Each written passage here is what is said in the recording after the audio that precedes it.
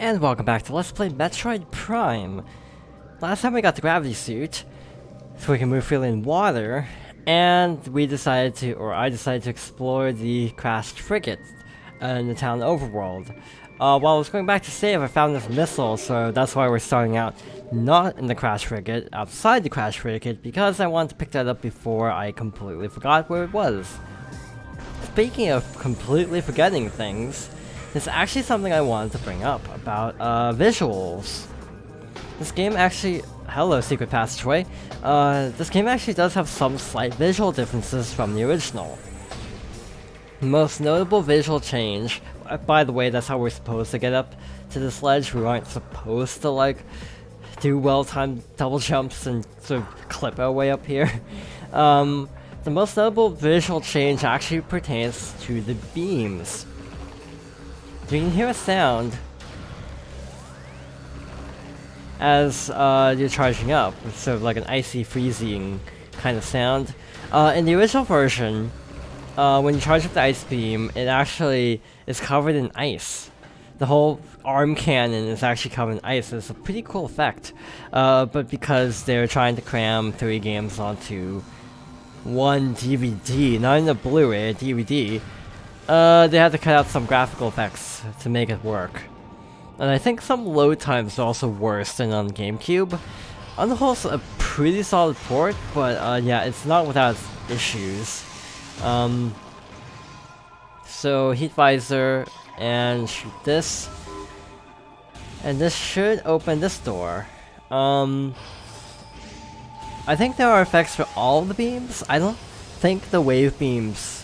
I think the wave beam was just covered in like electricity and such, but it was not nearly as pronounced as the ice beam. So the ice beam is the one where everyone kind of stopped and thought like, wait a minute, something is missing. I mean, that was always the beam I heard it brought up with. People didn't really talk about it in relation to the wave beam, just the ice beam mostly. So fun fact, on a failed recording, failed because I forgot to hit the record button, I actually came into this room and basically found out I couldn't do anything here anyway, and that's why I decided to save it for later. Aqua Pirate. So yeah, I have been here before.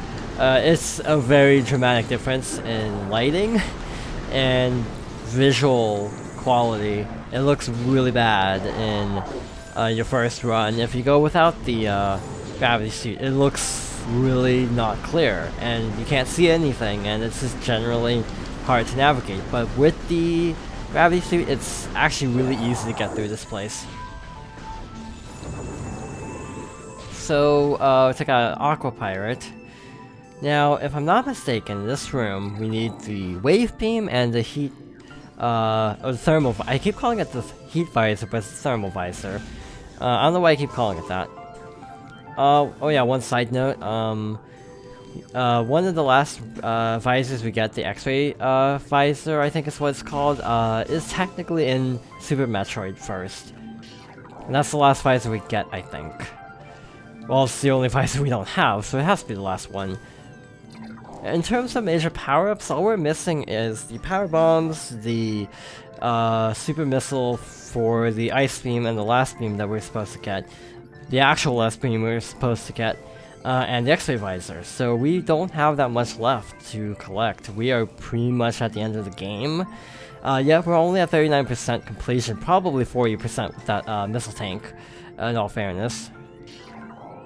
But this game is pretty jam-packed with stuff that isn't necessary. And on that note, I do need to clarify something I said. I made some remark a long time ago about not needing 100% or something.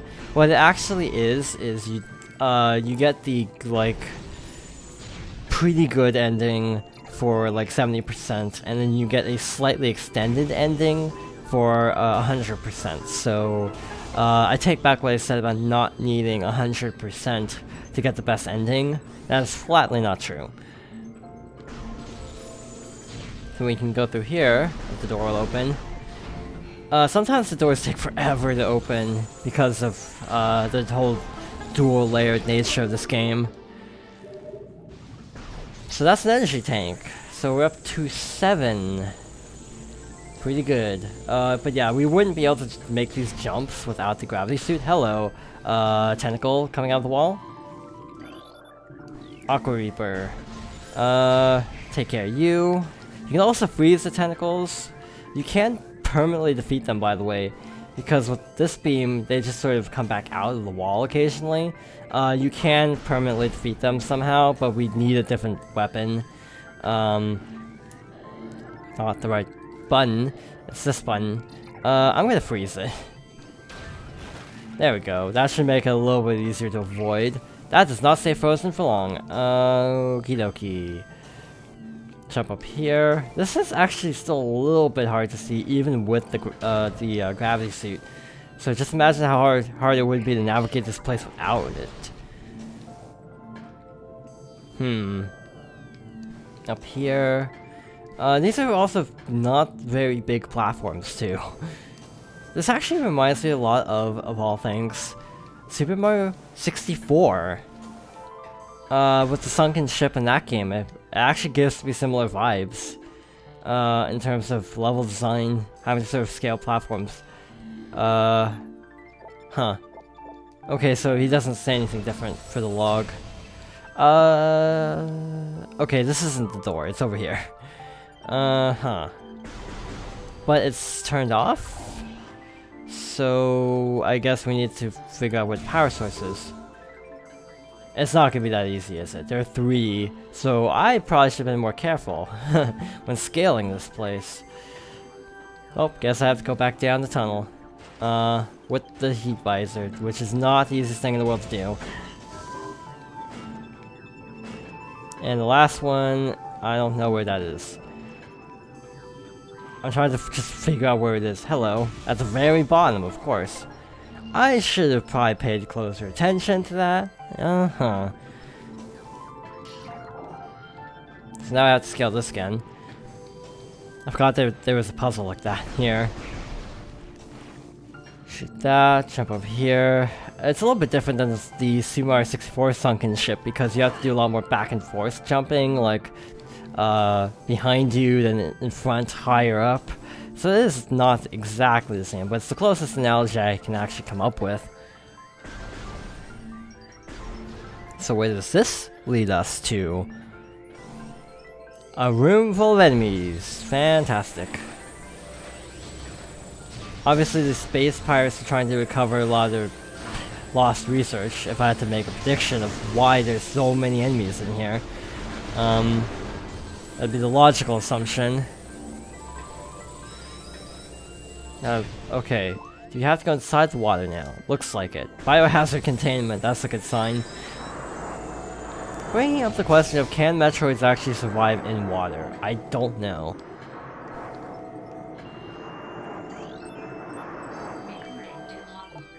Aqua drones, so yes, they're obviously patrolling the ship, trying to find stuff.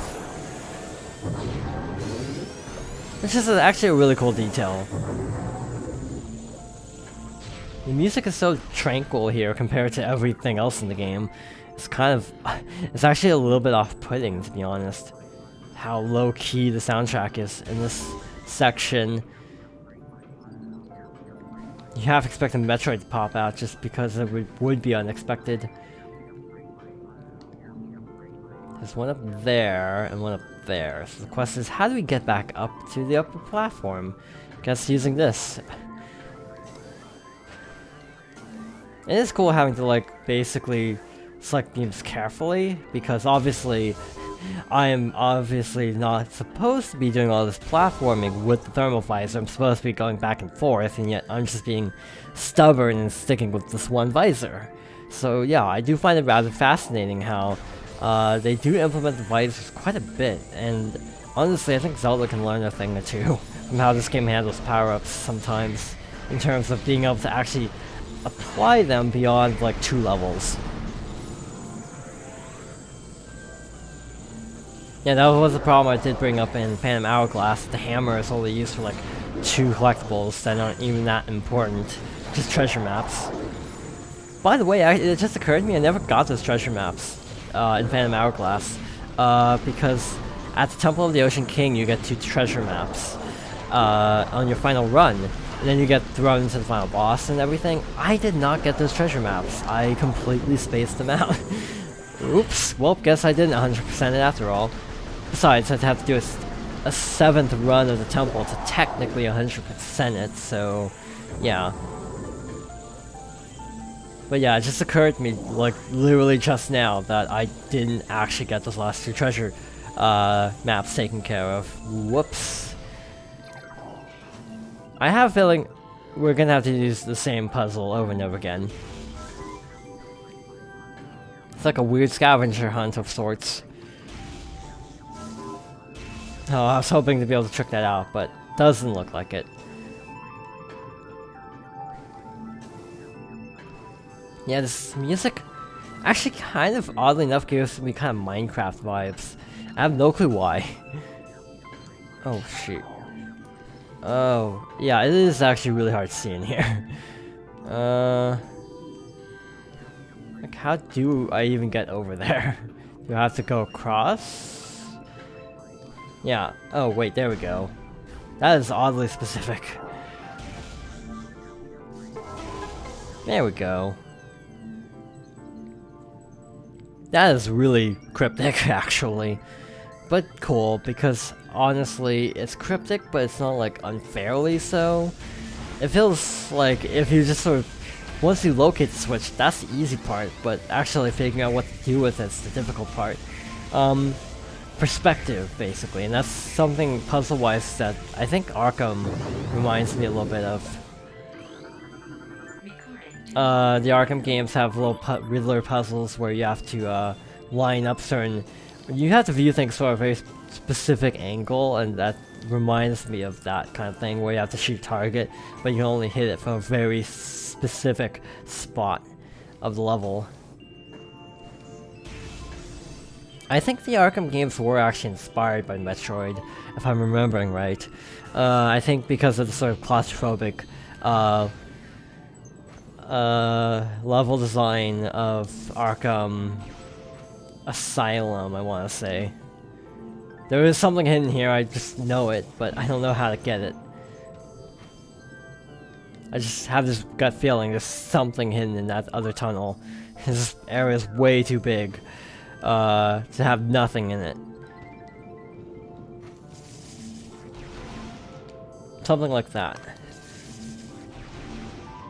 If I can get the timing right of it. Let the bombs recharge for a moment.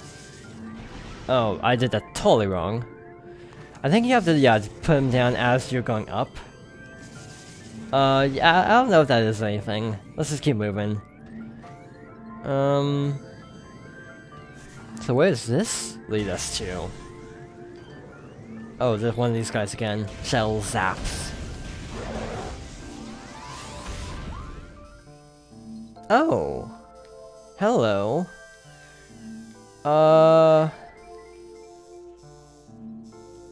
This connects to the area. Wow. Okay, that's not where I expected this to lead to. This connects, I think, to one of the other elevators. I think. Wait a minute. No, that goes over there. Never mind. But this leads to the Chozo place, I think. Rather cool level design, instead of looping around to a place you've already been. And yeah, the elevator itself has been revealed because that's to Chozo Ruin South, which is near where we got the ice beam. Now I have... Ew, this is ominous. Intense radiation detected. That's Phazon. Can we scan it yet? Nope, we can't. But Phazon basically will kill us really fast if we're not careful, so let's not step in Phazon, shall we? Phazon mines east. That's just a bit ominous sounding, isn't it? That's actually also the last major area of the game. Town Overworld, Chozo Ruins, Magmore Caverns, Manjana Drifts, Phazon Mines. So yeah, we're pretty far along in terms of story progression. Not so much in terms of gameplay progression. Big difference with that. But again, like I said before, I'm not even sure how I'm going to tackle the power-ups because of how many I missed. If we get them all while trying to get the artifacts, then cool, but I really don't see that happening, just because of Metroid logic. Can I make that jump? I'm not sure if I can make this. Yes, I am going to explore the top of the tree first, because I feel like it. Oh, hey, I don't remember if this was on the failed recording or not. But yeah, this is a shortcut down, or shortcut back up, I guess. More specifically. And there's one more thing we can actually get, somewhere. I don't remember if it's this tunnel or the other. It's the other one, okay. So we're gonna go check that out really quickly.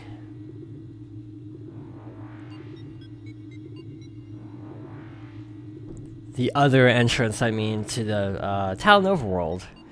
I think that was Town Overworld.